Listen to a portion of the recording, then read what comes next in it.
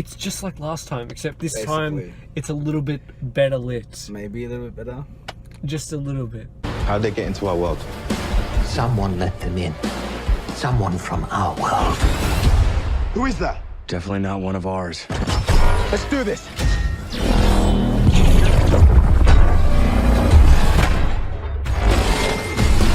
Pacific Rim Uprising is directed by Stephen S. Knight. He was the showrunner for shows like Spartacus and the first season of Daredevil on Netflix. It also stars John Boyega from Star Wars, Scott Eastwood, Charlie Day, a few other people from the first movie, and then just a bunch of people I've never heard of. So Pacific Rim Uprising takes place like a decade after the first Pacific Rim. Charlie Hunnam's not in it anymore for some reason. They never say why. He's just not in it anymore. He's getting old, you know. Yeah, he's too busy making that King Arthur movie and Sons of Anarchy again. So John Boyega, he's training a new group of Jaeger pilots with Scott Eastwood, and there's these drones that might be introduced to say like, oh, it might be making pilots obsolete to increase the response time of Jaegers to disasters, even though there hasn't been a kaiju in a decade. So there's not really a point of that. Like, Precaution. I reckon it's a political message. Oh, Talking about the Industrial Revolution. Full on. I would have actually gone with Trump's wall, because in the first one they were building The a wall didn't work. and they didn't work, and now this one there's no wall, it's just drones. Yeah, anyway. Yeah. That's too deep. We're reading way too much into this. That's fine. Cool. What are your thoughts? We discussed and we both agreed it was fun. Like a fun, easy movie. Yeah, because there's not that much great to say about it. It's like, you know, there's big monsters, big robots. Like, you can't go too wrong, right? No, not really. No, that's it. That's I mean, like, the script's not that great. The amount of times they say to this little girl, like, let's get you squared away. Squared away, like 9 times in like yeah, it's 3 like, minutes. It's something that they wrote down. They're just like, oh, we haven't used this in a while. But when they were using them, when it was in the movie, it was like cut 3 minutes apart from 2 different characters saying it, and it just didn't make any sense At all. And then they got into editing and it's like, oh, we did this wrong. Yeah. Oh well. Let's hope they don't notice, but we did. We did, because that's what we do. We review movies in cars. So look out for that little dialogue there. Yes. And then you'll think of us, and it's gonna be. Now think of us. Subscribe, Cool. like, that's it. share. This video is still going on. We're just, plugging our it's merch going and for it. whatnot. Anyway, we're not advertising. We're Oh no. free advertising. John Boyega's performance is good. I'd say his performance is one of the highlights of the movie. It's good. I won't say great. It's good. Wait, who? The main guy. The main guy. All right. No, yeah, he's good. I think he's good. He's a very good actor. Yeah. It was good for him to actually use his own accent for a change, opposed to actually just going full on American. There's a romance in it, but we never find out what the romance is. Yeah, what's the deal with that? That's so weird. Just thought of it just then. It's a calf romance, but it's not. Wow, they really did not wrap up many plot lines. They just didn't invest in the romance. It was like a little side. We're only just figuring out how well we like the movie. Yeah, it's fun, as we said. It's fun. Yeah. That's the best I can say. I mean, the action sequences, for the most part, is good. Like, really good fighting and stuff. I do like how the first fight took place in Sydney. Pacific Rim does one of the best things that Blockbuster Hollywood doesn't do.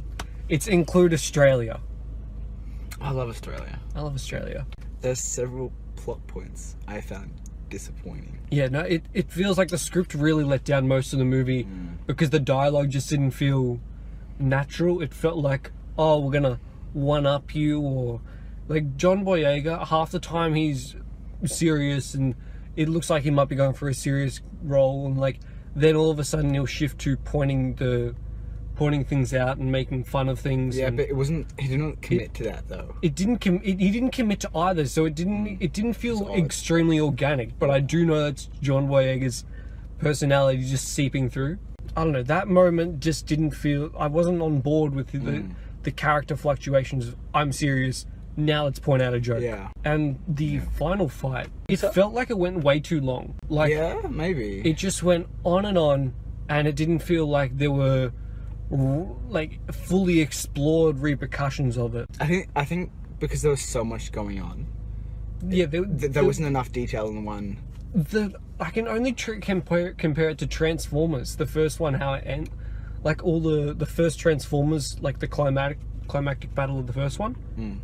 I can only compare it to that because of how long it goes on for. Yeah.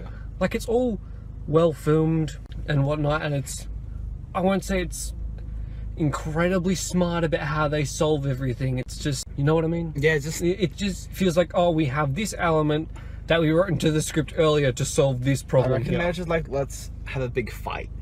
Just swords and pew pew fight. Yeah, It wasn't like, it felt more calculated. Like, it felt more, oh, we've accidentally set all this up in the first movie, or we've changed this just a little bit because no one was paying attention to it in the first movie, and now we have the plot points for the sequel. Most of it is very similar to the first one, except it's not directed by Guillermo del Toro, who, he's a great director, won Best Director at the Oscars this year. Just Stephen S. had tonight. better things to do. That's it.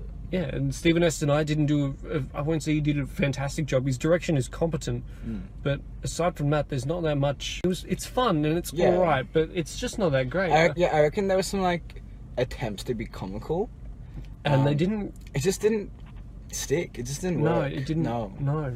That's alright. Like they tried. Again, it was a fun movie. Yeah. I don't regret watching it. Would I go back to the movies and pay $20 again? No. I wouldn't even worry about seeing this. At all in the movies? Not in the movies. Why not? And they have such an on the nose, let's have a third movie. Like, it took 5 years for them to get a sequel, and then they just went and did the Independence Day 2 of things, and just like, oh, we need a third movie. It's not gonna happen though, I don't think so. Oh, definitely not. Surely not. Definitely and not. It's a terrible, like, the plot. It's not as good as the first one, and the first one barely made enough to have a second one. The first was a flop, and they're making a second one. Well, it wasn't a flop. It still made money, just not much money. It wasn't good. It's like it made them $10, and they're just like, oh, we can make another one. Practically. $10 profit, sure. That's something. I mean, it cost a lot less than the first one, and I wasn't a fan of the color. It was shot in a lot in daylight, and going from the color scheme of the first one being all dark with neon lights compared to the contrast of the darkness, then just going into the second one and it's all pretty much blue. Well, maybe that was more realistic. Like, I don't know. Why does an alien? The night sequences in the movie I like a lot better because they're a lot more similar to the first one in the way they look. But the fact that you have so many climactic battles of Jaegers just jumping around in blue daylight, I just wasn't a huge fan. Yeah, that's true. I will say Pacific Rim Uprising is an overnight rental. Yes.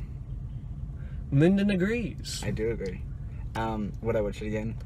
No. Yeah, me neither. I think it's some movie like you'd like watch again like in 3 years, and halfway through you'd be like, nah. Like the video if you enjoyed it. Cool. Subscribe for more to become one of the Platypus. Lyndon, do you have a channel to plug? My channel? Yes. Oh, well, if you like the outdoors, Adventures into the Wild, Facebook, yeah, that's my page.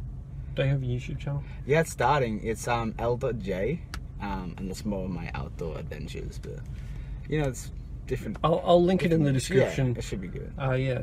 Cool. Yeah, we'll see you guys next time. Easy. Bye.